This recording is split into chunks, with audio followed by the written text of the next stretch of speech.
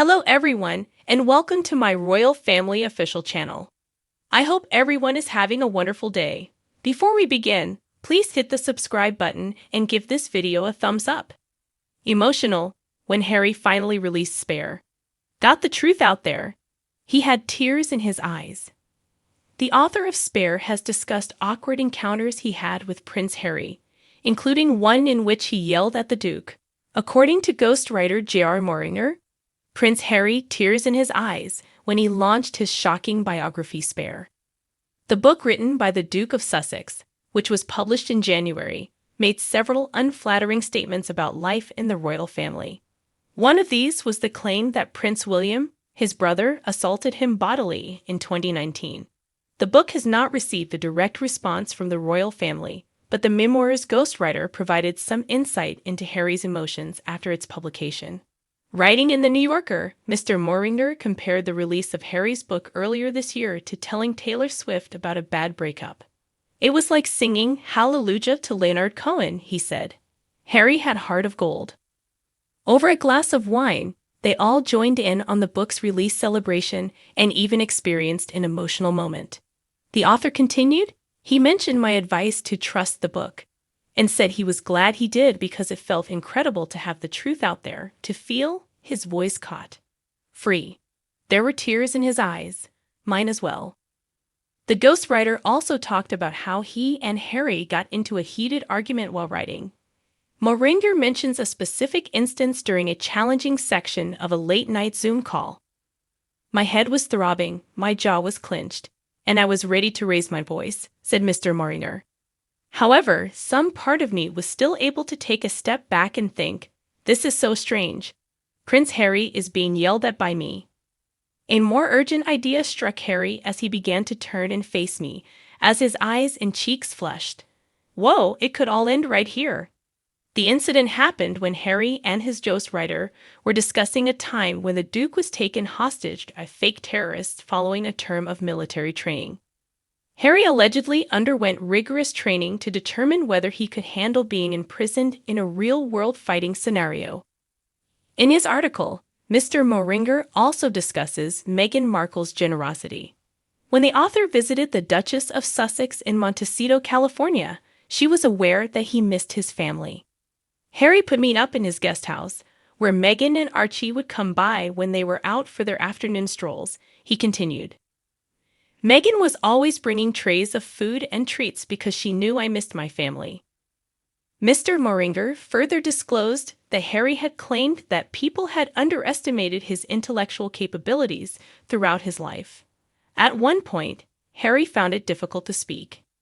Harry calmly explained that throughout his life, people had undervalued his intellectual capabilities. Mr. Moehringer continued. In a 2 a.m. Zoom row, Prince Harry's Spare ghostwriter yelled at the prince over a Diana anecdote.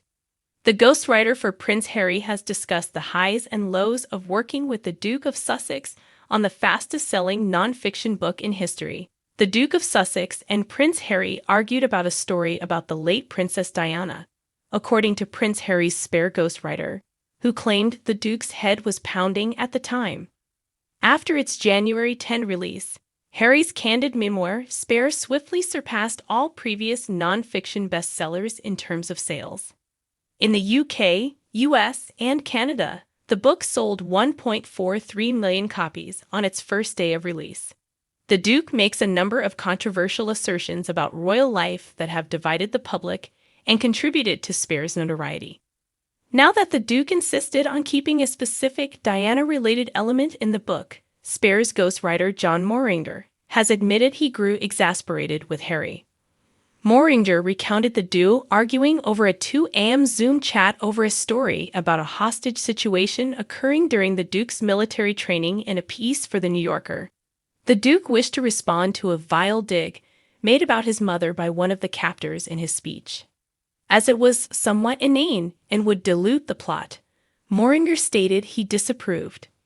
He remembered, "My head was pounding, my jaw was clenched, and I was beginning to raise my voice.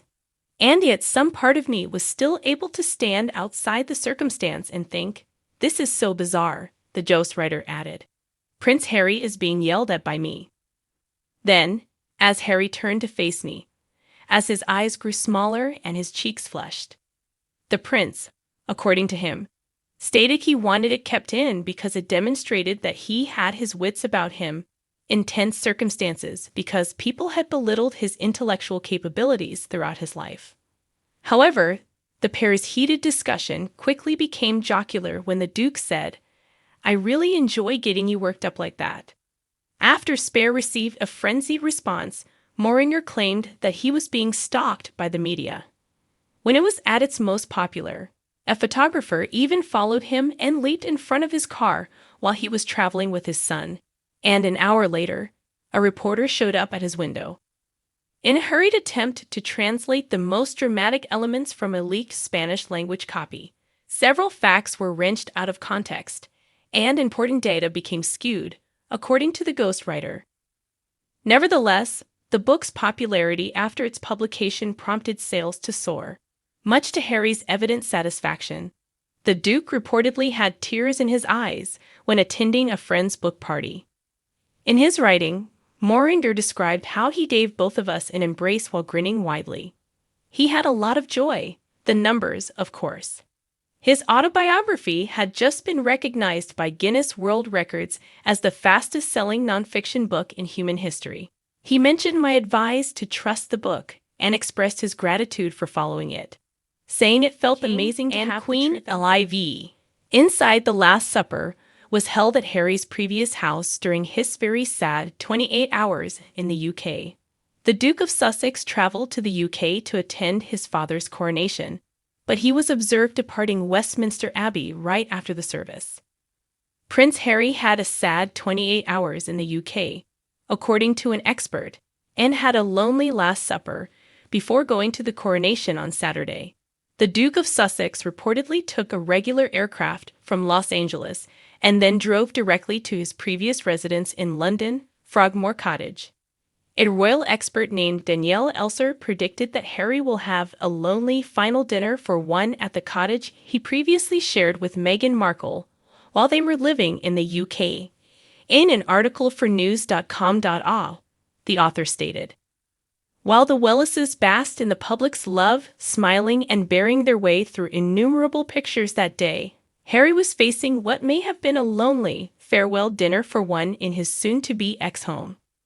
Was a microwavable pizza used? A can of lager and a takeout order?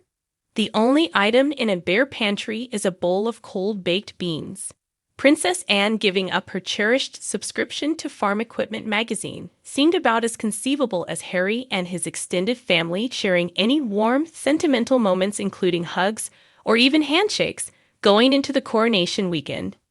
With the Duchess of Sussex, Archie, and Lilibet, Harry has returned to California. According to rumors, he fled after King Charles' coronation at Westminster Abbey since he wasn't given permission to return to the palace. He took a commercial trip back to commemorate his son Archie's 4th birthday.